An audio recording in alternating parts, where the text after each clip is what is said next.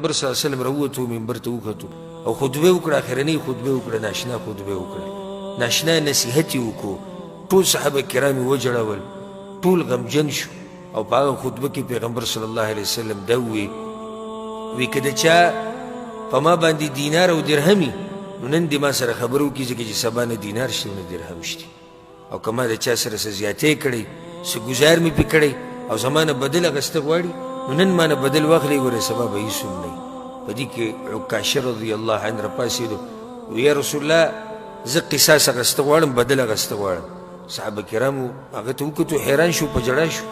چې دا څه ساده سړی دی پیغمبر صلی الله علیه وسلم دې بیمارۍ ته وګوره دې حالاتو ته وګوره او دی وی زه بدل اخیسته غواړم پیغمبر صلی الله علیه وسلم ورته ویل څه بدل اخلي وی یا رسول الله په یو موقع باندې تا د جهاد دپاره صفونه برابرول او زه پکې ولاړم او تا سره غشی په لاس کې او دا ملګري دې پې سیده کول او زما دا تشی تا په غشي واله او زه دې خوږ کړی وم زه د هغې بدل اخیسته غواړم رسول الله وسلم ورته ویل صحیح شو خپل تشی مبارک پیغمبر صلی الله علیه وسلم ښکاره کړو داسې یو عدل والا انسان او داسې عجز انسان او داسې انصاف والا انسان الله سبحانه وتعالی چې د هغه نه سید الاولین والآخرین جوړ کړی هسې ترې نه دی جوړ کړی هغه انسان کې اوچت صفات الله سبحانه وتعالی اچولي نو د تشی ښکاره کړو او صحابه کرامو جړاګانې ډېرې زیاتې شوې چې دا عکاشه آخر کوي څه او عکاشه رضی الله عنه د پیغمبر صلی الله علیه وسلم خواته روان شو چې څومره نږدې کېدو د صحابه کرامو جړاګانې زیاتېدې په دې کې علي بن ابي طالب رضی الله عنه راپاڅېدو وی یا رسول الله جسمي لجسمک فدا ای د الله پیغمبره زما جسم ستا د جسم نه قربان شو دې دې ما مړ کړي او دغه بدل شو تا دې په غشي باندې خوږ کړی دی دې دې په بدل کې ما مړ کړي دې دې په بدل کې ما حلال کړي دې دې زما نه بدل واخلي خو تا ته دې څه نه وایي پیغمبر صلی الله علیه وسلم ورته وایي نه وایي دی به بدل زما نه اخلي عکاشه رضی الله عنه چې څومره نږدې کېدو د صحابه کرامو جړاګانې ډېرې دي او پیغمبر صلی الله علیه وسلم بیمارو او د ځان نه صادر ته وکړه او کلک او د سر یې تړلی و عکاشه چې څنګه راغی د پیغمبر صلی الله علیه وسلم نه تاو شو او د تشې یې ولې سم ښکل کړو او د خېټه یې ولې ښکل کړه پیغمبر صلی الله علیه وسلم ورته ویل عکاشه ته څه کې تا خو وایي چې زه بدل اخلم وی یا رسول الله بدل به تاسو نه څوک اخلي خو ته چې راکمې خبرې کوې داسې ښکاري لکه د دنیا نه چې روان یې نو ما دا غوښته چې زما او ستا اخرنی ملاقات داسې وشي چې زما سرمن ستا د سرمنې سره ولګي صرف دې دپاره مې دا خبره وکړه او د صحابه کرامو جړاګانې ډېرې شوې دا د پیغمبر صلی الله علیه وسلم هغه خطبه وه چې دې نه بعد بیا پیغمبر صلی الله علیه وسلم بله خطبه نه ده کړې دغه شان پیغمبر صلی الله علیه وسلم په آخري ورځو کې جومات ته راوتی بند کړو ځکه چې جومات ته نشو راوتی او د هغه په ځای باندې به بیا ابوبکر صدیق رضی الله عنه امامتي ورکوله اخرنی سحر چې کوم پیغمبر صلی الله علیه وسلم د دې عایشې رضی الله عنها د دې کړکۍ نه کپړه اوچته کړه او صحابه کرامو ته وکتو انس بن مالک رضی الله عنه وی پیغمبر صلی الله علیه وسلم موسکی و او داسې ښکلی ښکارېدو لکه د نور یو ټوکړه وه او یې نږدې و چې زموږ د مونځونه خراب شوی د خوشحالۍ د لاسه چېرې پیغمبر ډېر ورځې بیماري تېره کړه نن ښه شوی دی وی په دې کې ابوبکر صدیق رضی الله عنه شاته کېدو پیغمبر صلی الله علیه وسلم ورته اشاره وکړه وی په خپل ځای باندې پاتې شي زه نشم دروتی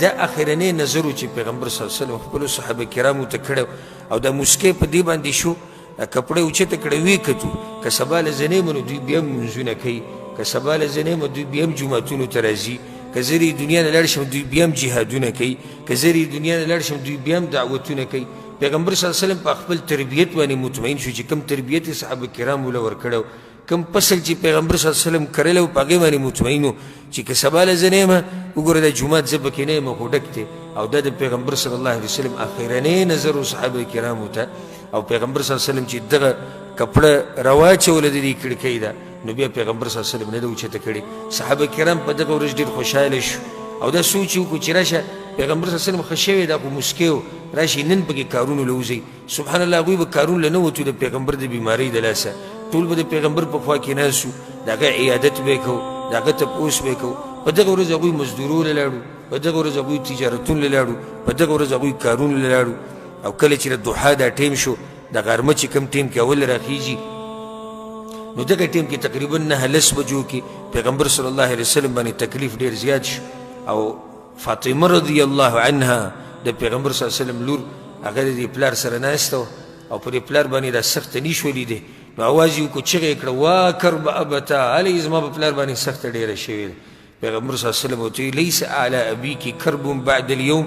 لور خفه کېږه مه د نن نه بعد به ستا په پلار باندې سخته نه وي د نن نه بعد به ستا پلار ته راحتونه میلاویږي د نن نه بعد به ستا پلار ته خوشحالیانې میلاویږي د نن نه بعد به ستا پلار ته هغه اوچت اوچت نعمتونه میلاویږي دغه ټیم کې پیغمبر صلی الله علیه وسلم یو لوښی د ځان سره ایښودی او په هغې کې کپړه ایښودې وه او کپړه به یې په هغې کې لمده کړه او په دې خپل مخ باندې به کېښوده او دا به وي لا اله الا الله ان للموت لسکرات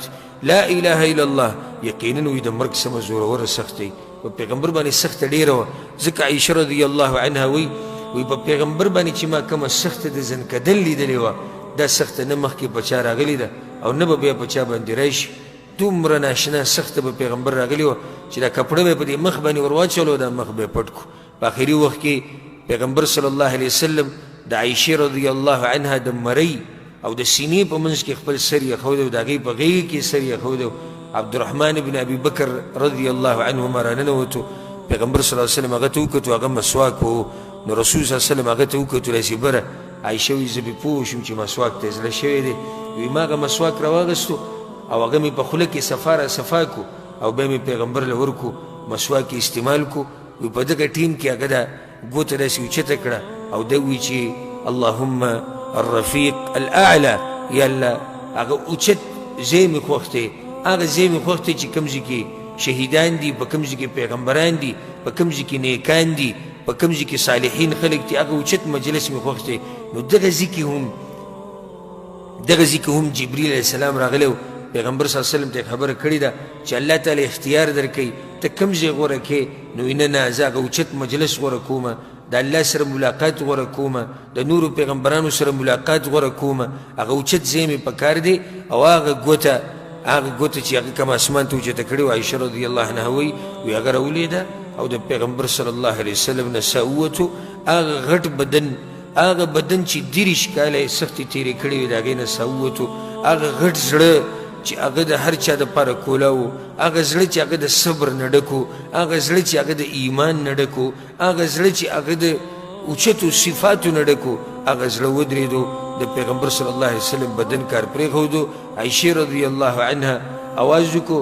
پیغمبر صلی الله علیه وسلم په جومات کې بعض صحابه کرام ناسو او هغو ته اواز وکړو راشي وایي ستاسو دغه پیغمبر نه ساه وتېرې راشي هغه کې حرکت نشتی مدینه کې عام خبر وچلېدو چې پیغمبر صلی الله علیه وسلم وفات شوی صحابه کرامو را منډې کړې او بعض پکې بېهوشه شو بلکې بعض سیرتونو کې راځي چې بعض د دې صدمې د لاسه مړه شو او بعض په خپل ځای باندې پاتې شو او بعضو پکې ګډې وړې خبرې شروع کړې هوش او حواس یې ورک شو لکه عمر بن خطاب رضی الله عنه توره راوویسته او دی ووایي که چا ووایي چې پیغمبر صلی الله علیه وسلم وفات شوی دی نو دا سرت په توره باندې وامه پیغمبر وفات شوی نه دی بلکې پیغمبر د الله ملاقات له تللی دی او بیا به راشي ابوبکر صدیق رضی الله عنه په هغه موقع باندې ناشنا خطبه وکړه او په هغه خطبه کې دا خبره وکړه وایي چا چې د الله بندګي کوله نو کوي دي ځکه چې الله ژوندی ذات دی مرګ پرې نه راځي او که چارې د پیغمبر بندګي کوله نو پیغمبر صلی الله علیه وسلم وفات شوی دی اله صحابه کرام